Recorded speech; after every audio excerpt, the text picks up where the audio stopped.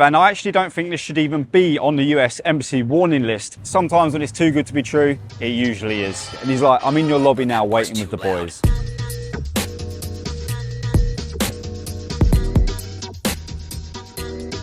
Hello, welcome Swahili Crowd. My name is Rob, and no matter which city or country you visit around the world, you're going to run into some scams. And well, Thailand is no stranger to this. And in actual fact, if you visit the US Embassy website, it will give you 7 scams to be aware of, some of which I didn't even know about.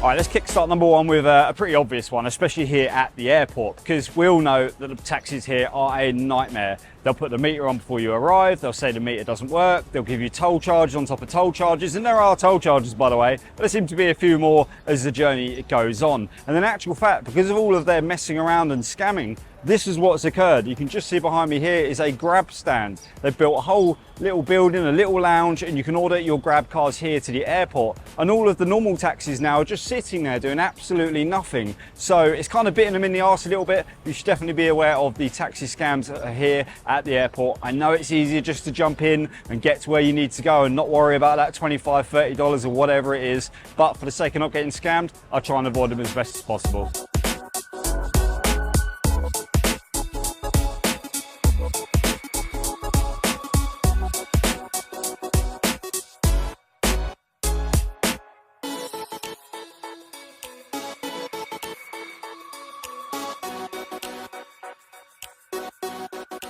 And towards the end of the video, I've actually got a bonus 8th story to tell you, something that happened to me, something that actually got me genuinely scared. And this happened last year, so I'm going to be sharing that towards the end of the video as well. All right, and number 2 is, well, it's the tuk-tuk scam. A few days ago, actually, Adam put out a video around the Sanam Chai Grand Palace area about how they'll pick you up and say it's 20 baht, 50 baht, 80 baht to take you all around a tour around the city. And they will take you to certain destinations, but they'll also stop off at a suit shop, stop off at a jewelry place, a retail store, all sorts of different places that you didn't initially sign up for. And it ends up wasting your day, and even if you say no, they won't take it for an answer. I'll show you a few clips from his video now. I want to see the temple. Oh, okay. 80 baht. 80 baht, okay? Okay. I don't really want to see. You want to see looking Thai export?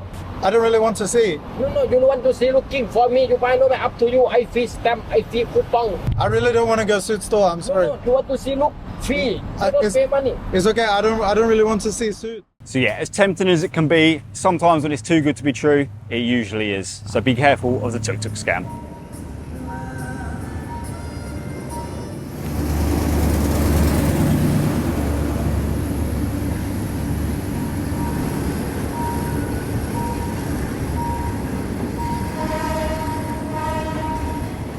Never, ever a dull moment, or even a quiet moment actually, in the city.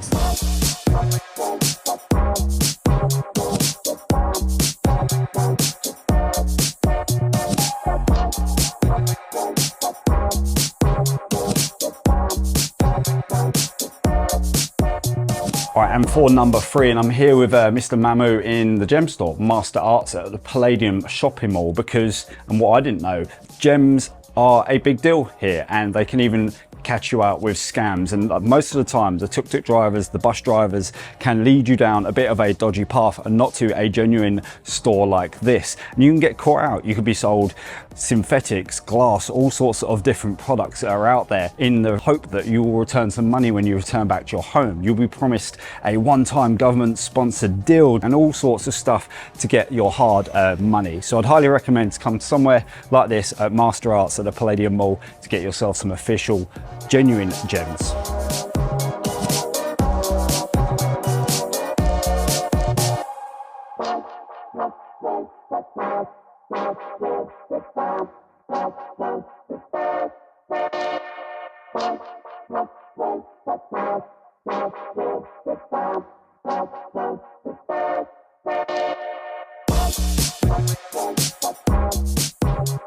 All right, and the next one is rentals, and that can fully include motorbikes, jet skis, cars, whatever it is, whatever vehicle it is to rent. And a lot of the time they'll try and withhold your passport in exchange for a kind of a deposit. I would highly recommend keeping your passport on you all of the time and leaving a cash deposit. This is something you can usually negotiate with them. And when you do rent them, make sure you take a video from top to bottom, inside out, and make sure they can see you doing it. 9 times out of 10, you'll be absolutely fine and you won't have any issues. But it's just that one time when you could return and they want to be a little bit crafty, probably not so much in Bangkok, but other areas in Thailand, and they'll be holding your passport, demanding this much money. You'll be a day out from flying and you won't really know what to do with yourself. It can really leave you in a sticky situation. So leave cash deposits and make sure that you take a video of anything that you're renting here in the Kingdom of Thailand. And I've actually rented motorbikes here in Thailand multiple times, and I've actually even crashed one on Koh Samui, and I expected to get absolutely destroyed with the price, but I thought they were reasonably fair actually.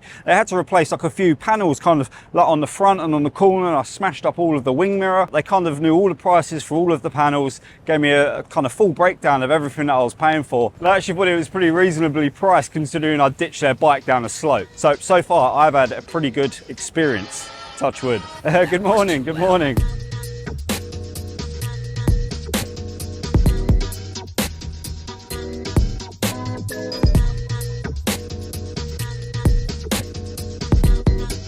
All right, and number 5, and I actually don't think this should even be on the US Embassy warning list, and that's the change scam, getting short-changed. In the past 6 years, I've never really experienced this very much. For the most part, the Thais are way too genuine, and if they did shortchange you, they'll be sure enough to run down the road and chase you, calling Mister, Mister, just to give you the correct change. It's just not in their nature. I'm not saying this doesn't happen, and for the most part, I've actually experienced it in nightlife myself. I've seen other people get shortchanged, and I think it's just a situation where perhaps you've had a few too many drinks, you've not been so kind to the server, and they're a little bit reluctant to give you your correct change. One thing I have experienced is that when I'm waiting for change in certain establishments, it can take a little bit of time due to the process of getting through the cashiers. They have separate cashiers for this and that, and I've waited up to 20 to 30 minutes just to get change from one round of drinks. But that wasn't shortchanged. I still got my change in the end. Personally, I don't think this should be on the list, but that is number 5, the change scam. That part's too loud.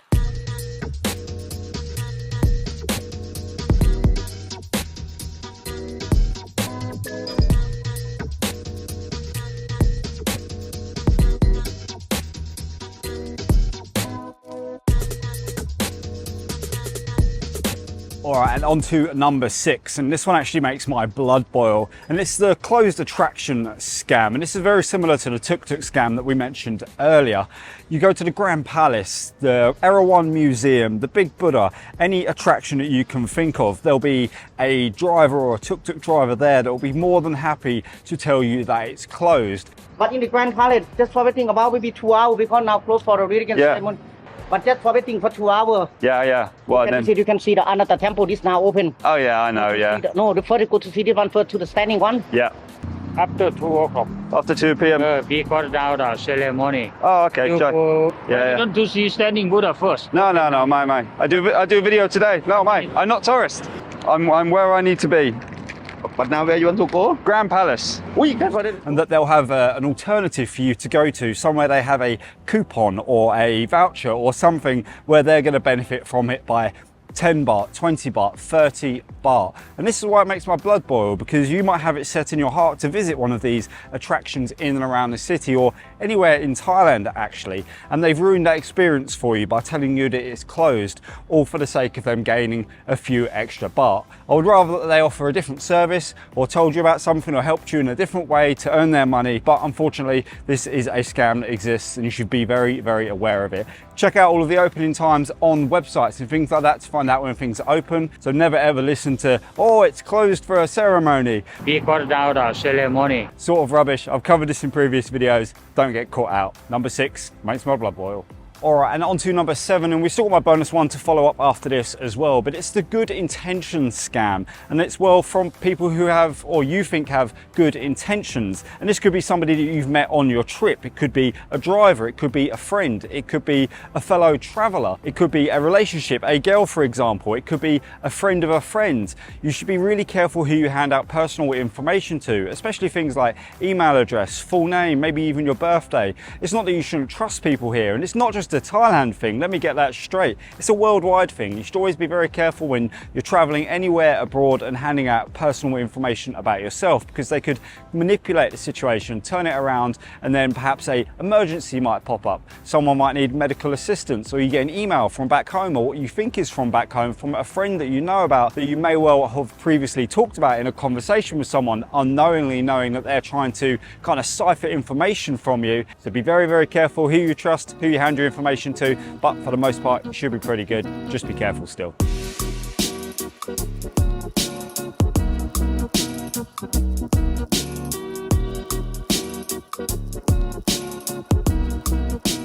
All right, so that was the 7 that were listed on the US Embassy website. That wasn't actually my list. I'm going to be sharing my list shortly. But I promised you guys an 8th one, a personal one. And this happened to me back when I was living in the Ashton Asok condo. And I was on the dating apps. I was single at the time, and I was going through Tinder, Bumble, and a couple of the other ones. And I was having conversations here and there, and I didn't think too much of it. And what I didn't realise was somebody was kind of scalping me for information at the time, and they knew where I lived. They knew what condo I was staying in. I was pretty new to the area, and they were telling me where they were living, and I went and told them. Before I knew it, I was getting phone calls from this Scouse lad. He knew my name, and he was talking to me on the phone. It wasn't a robot, it wasn't a Thai guy, it was a Scouser, and he was just like, "Oh, I know what you've done, I know what you've done, I'm coming for you, I know where you live." And I was like, "What are you talking about, lad? What are you talking about?" And he started sending me messages saying, "Oh, I know you live at the Ashton." I was like, "You and the rest of Thailand know I live at the Ashton." I even shared my condo with you guys in a video.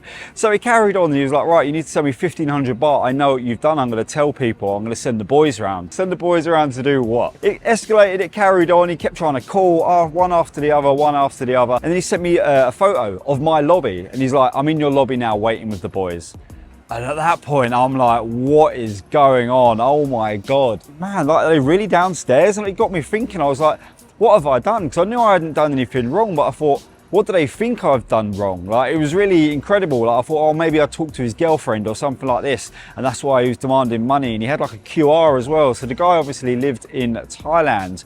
And then I thought for a sec, I took a step back and a breather, and I checked out the photo that he sent, went on Google, and I saw it was just a Google image that he'd used and sent to me. And I was like, "You're not in my lobby." I said, "That's a Google image." And he sort of got a bit annoyed with that when he was on the phone to me, because I picked up the phone straight away afterward. But you can never be too careful. And for all I knew, he was actually down in my lobby. But after he realized that I knew he was using Google images and he wasn't actually in Thailand, or had no way to kind of prove that he was anywhere near me to cause me any real harm, he just backed off and just stopped messaging me after that. But I was so close to just being like, what if? And I'm sure there's so many people here that maybe went on nights out, maybe they had done something wrong, would get a little bit scared and send that 1,500 Thai baht and lose their money. All right, that is going to do it for today's US Embassy warning list. Let me know if you've been scammed down below, and hopefully we can share all those stories and avoid it all together. Thank you guys for watching, and I'll catch you on the next one. Peace.